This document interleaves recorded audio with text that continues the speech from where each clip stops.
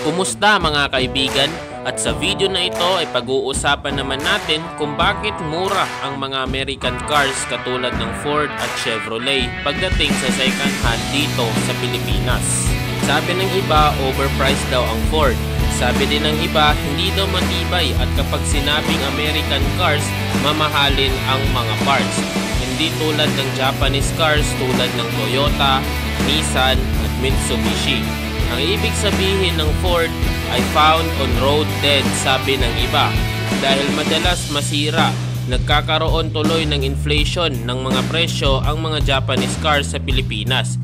Dahil dito, ngunit may mga downside pa rin ang mga Japanese cars tulad na lamang ng Mitsubishi Montero Sport na di umano daw ay nagkakaroon ng unattended sudden acceleration, ang pag-atras abante ng sasakyan na hindi makokontrol.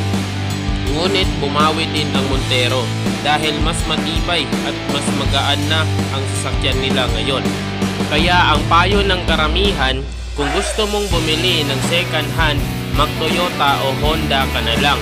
Dahil mas mahal mo pa itong mabibenta at minsan hindi pa bumababa ang presyo. Napapag-usapan na ang benta ng sasakyan.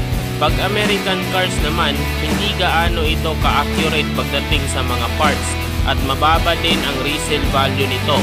Ngunit katunayan nga na ang mga jeepney sa kalsada ay ni-recycle natin sa mga cargo jeeps noong World War II. Pero alam nyo ba na ang mga jeepney trucks ay naiwan ng mga sundalong Americans, kaya ang mga jeep natin ngayon ay na-inspired sa mga Amerikano. At dito na lamang nagtatapos ang episode na ito. Maraming salamat sa panonood at hanggang sa susunod na episode.